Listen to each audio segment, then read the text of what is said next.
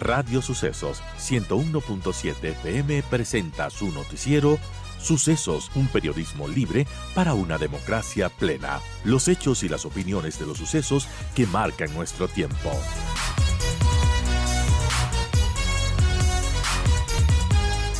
Bienvenido, Cristian, periodista de investigación, además quien fue muy amigo de Fernando Villavicencio y bueno, vamos a hablar de lo que pasó en esta audiencia, porque hay quienes también dicen que la Fiscalía en su actuación estuvo un poco floja. De hecho, durante la audiencia la jueza llamó la atención a la fiscal Ana Hidalgo por problemas en la fundamentación de los pedidos de prisión preventiva y también por referirse a los procesados como personas sentenciadas cuando en el caso recién se está investigando, se está iniciando, digamos. ¿Qué podemos decir de lo que se dio en esta audiencia, de las revelaciones que quizás se hicieron? ¿Qué rescatamos de importante de todo lo que pasó el miércoles? Cristian, bienvenido y gracias por acompañarnos. Gracias, muy buenos días, un saludo con toda la audiencia y por este espacio. Bueno, a mí me dejó un enorme sinsabor la acción que realizó la fiscal Ana Hidalgo al momento de tratar de justificar las razones por las cuales se debía dictar prisión preventiva a los 4 imputados dentro del caso. Y pues, por supuesto que también me dejó un pésimo sabor la acción de la jueza al no entender y pues no categorizar con claridad las razones por las cuales sí permitió emitir medidas en contra de Ronnie Aliaga, pero no en contra de Javier Jordán, por ejemplo. Eso no se explica. A la luz de los procesos anteriores, la jueza conoce muy bien, ¿sí?, que ambos están directamente relacionados con el crimen organizado, tal como se ha evidenciado en las pruebas presentadas en casos anteriores como Metástasis, Purga y Plaga. Allí están pues las pruebas de la relación directa de estos sujetos con el crimen organizado, de ser los operadores de grupos que están directamente relacionados a hechos de corrupción y a otro tipo de hechos execrables que pues se evidencian no solo en lo que significa la participación, la supuesta participación de ellos desde el crimen de Fernando Villavicencio, y cómo es que su bagaje, su contexto histórico, su conocimiento sobre la realidad le impiden, ¿sí?, pues actuar con firmeza con respecto a estos hechos. A mí la impresión que me da es que a la fiscal le está faltando un brazo y a la jueza una pierna.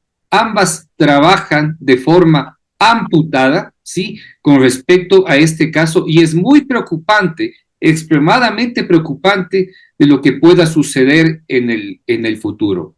La jueza, pues prácticamente le exigió las razones a la fiscal para que pues emitan medidas cautelares, y yo creo que sí le faltó mucha capacidad para explicar o dar el contexto adecuado para que pues se puedan emitir este tipo de medidas. Y creo que la jueza pues en realidad sí entendía de qué personas estamos hablando. Así que pues mi criterio personal es que la jueza ha actuado con mucho temor, ¿sí? Aquí lo que efectivamente está rondando como primera columna es el temor, ¿sí?, de implicar con este tipo de medidas, ¿sí?, a los implicados, a los imputados, en un caso que pues la fiscalía en su momento deberá defenderlo con pruebas y contundencia. Ahora, claro, llama la atención que si los 4 están llamados a juicio solamente se dicte prisión preventiva a 2. La pregunta es ¿por qué? No se explica, pero si tomamos en cuenta lo que dice Cristian, que son personas que asesinan eventualmente, que puede pasar si es que se comprueba todo esto en el juicio, claro, entendemos de que exista temor desde el lado de la jueza. Ahora, hablando de cómo hizo la sustanciación la fiscal, bueno, uno pensaría que tiene 2 años para presentar algo contundente. ¿Qué podemos decir de lo que dijo? Porque básicamente parece que se basa en lo que mencionaba en la declaración de un testigo protegido, también en las declaraciones de Salcedo y una entrevista hecha por un agente del FBI. de las revelaciones que se dieron, ¿qué podríamos resaltar, Cristian? Que quizás lo más importante que se dijo en esta audiencia. A ver, la teoría de los hechos se basa en la declaración de 3 testigos protegidos, ¿no es cierto? 2 que están directamente relacionados a la explotación de los temas de metástasis, ¿no es cierto? El primero es el abogado Vimos, ¿sí? El segundo es Salcedo, ¿no es cierto? Y el tercero es justamente esta información que presentó Fiscalía, colocando además como pruebas las grabaciones realizadas en un teléfono de un agente del FBI cuando se investigaba la primera parte de estos hechos, que es el crimen material, y donde se identificó y donde uno dio a conocer que pues el crimen venía desde arriba, desde el gobierno de Correa. Ahí se apalancan pues la teoría del caso y se termina de complementar con la información de los chats explotados por Fiscalía a través de los casos ya mencionados. Y pues ahí se hace una relación de los hechos de cómo a partir del año 2022 ya existía un plan para asesinar a Fernando Villavicencio, ¿sí? Eso se evidencia en los chats y eso se evidencia y se complementa con las declaraciones dadas por Daniel Salcedo.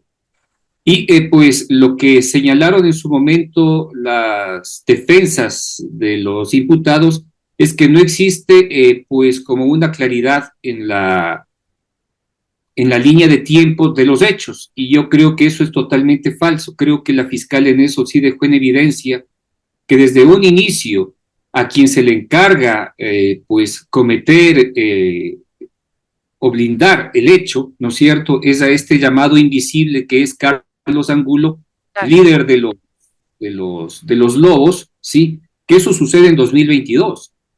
Y a la luz de los hechos, ¿sí?, quien es sentenciado como autor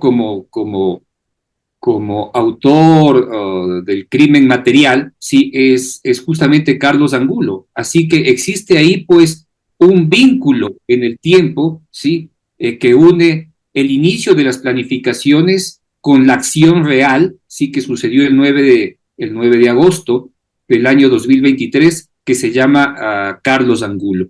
Así que, yo creo que a la fiscal le corresponde detallar con claridad y pues con todos estos argumentos que son ya fácticos, que son públicos, que se conocen, el día en que pues le corresponda a rendir la audiencia. Ahora, pues veamos si es que esos elementos le son suficientes a la jueza, porque aparentemente a la jueza no le van a ser suficientes muchos argumentos, ¿sí?, si es que efectivamente pues no abunda en ellos.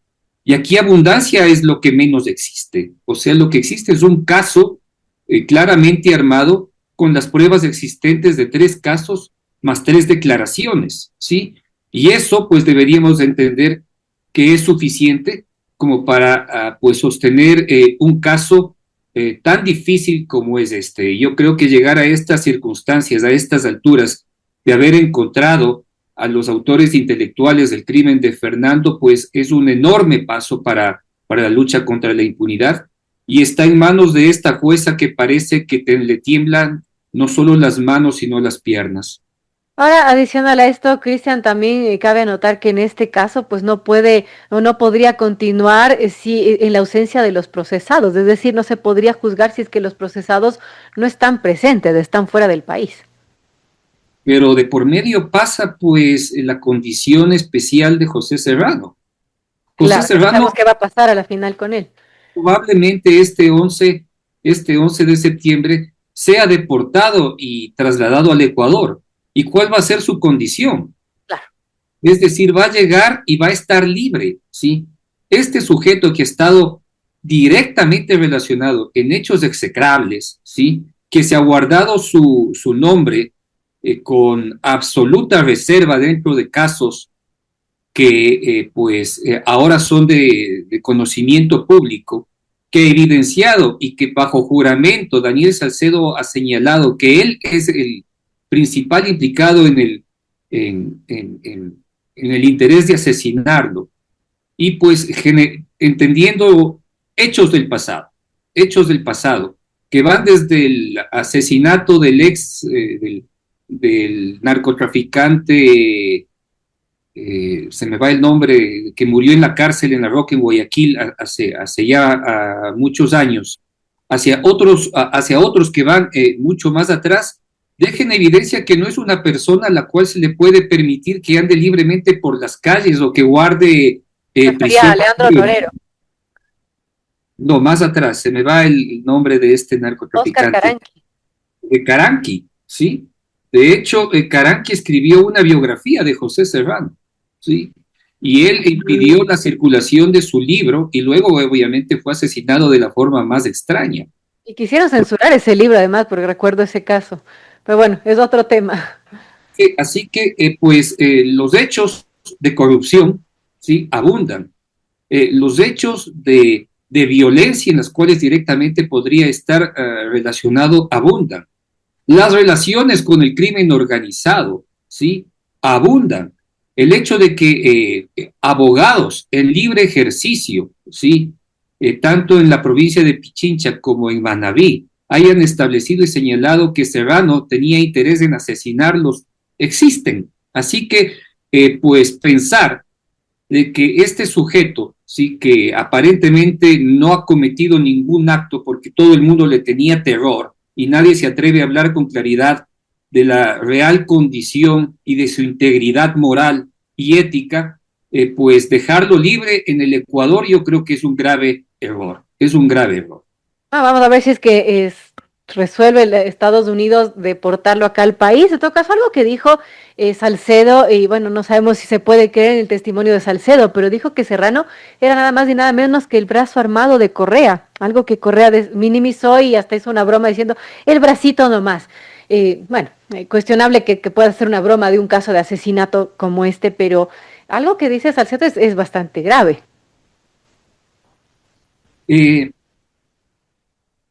José Serrano fue el hombre fuerte del gobierno de Rafael Correa desde el año 2011, ¿sí? Hasta que se convirtió en asambleísta y luego presidente de la Asamblea Nacional. Tuvo la capacidad de controlar la policía, ¿sí? Hemos visto que a través del Instituto de Seguridad Social de la Policía estableció brutales hechos de corrupción, ¿sí? Hemos visto que pues existió una lucha poco clara y transparente con respecto al crimen organizado, ¿sí? Porque lo único que existían eran supuestas capturas, pero nunca había decomiso de drogas, pero nunca había detenidos, ¿no es cierto? ¿Sí? Y se ganó el afecto de la DEA por haberle entregado como 9 millones de dólares en unos recursos que pues han quedado en duda cómo es que se los obtuvo, ¿sí? Así que, pensar que se trata de una persona cualquiera no lo es, si no es un bracito armado, no es un bracito armado según Correa. Fue el hombre que si bien ya no tiene cercanía con Rafael Correa porque efectivamente tomó distancia de él al optar por el gobierno de Lenín Moreno, también quedó en evidencia cómo es que intentó perjudicar a un fiscal general y por eso fue destituido, ¿no es cierto? Así que no estamos hablando de cualquier persona, estamos hablando de una persona que pues tiene muchas relaciones en la policía, tiene muchas capacidades de acción porque tiene acceso a información privilegiada, ¿sí?